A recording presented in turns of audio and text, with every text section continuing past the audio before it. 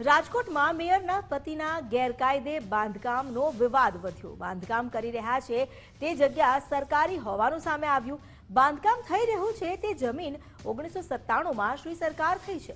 Survey number 180 પૈકી 181 પૈકી વારસાઈ નોંધ માટે પણ તેઓ ગયા હતા। ગેરકાયદે બાંધકામને લઈ વિનોદ પેઠડિયાની 3 વાર અરજી ફગાવી દેવાઈ હતી। સરકારી જમીન પર દબાણ મામલે લેન્ડ ગ્રેબિંગ ફરિયાદ નોંધાઈ શકે છે।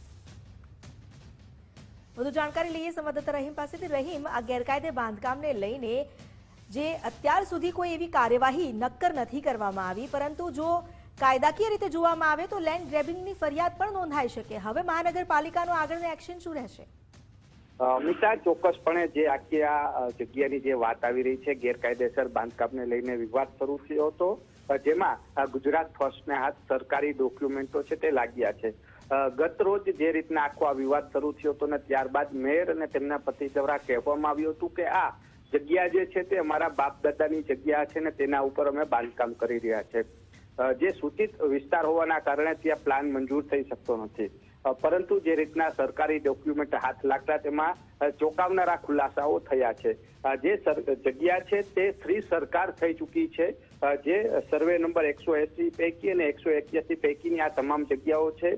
બીજી બાજુ જે રીતના વાત સામે આવી છે, જે વારસાઈ નોંધ માટે તેઓ સરકારમાં ગયા હતા, કલેક્ટર કચેરી અને મામલતદાર કચેરીમાં ગયા હતા, અને તેમાં 2013ની અંદર જ આ જગ્યા છે તેમાં નોંધ નહીં પડી શકે, કારણ કે નિયમોનું ઉલ્લંઘન કરવામાં આવ્યું છે ને તેના કારણે કહી શકાય 1997ની અંદર જ આ જગ્યા છે તે તમામ શ્રી સરકાર થઈ ચૂકી છે, જેના કારણે આમાં નોંધ નહીં પડી શકે।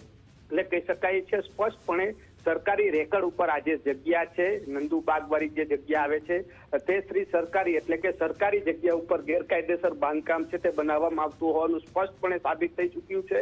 અને આગામી સમયમાં જો તંત્ર ધારે તો સરકારી જગ્યા ઉપર ગેરકાયદેસર બાંધકામ લઈને લેન્ડ ગ્રેબિંગ સહિતની કાર્યવાહી થઈ શકે છે। એટલે સ્પષ્ટપણે કહી શકાય કે આ સરકારી જગ્યા ઉપર જ મેયરના પતિદેવ દ્વારા ગેરકાયદેસર બાંધકામ છે તે ખડકવામાં આવતું હતું। જી, આભાર આપનો જાણકારી આપવા માટે।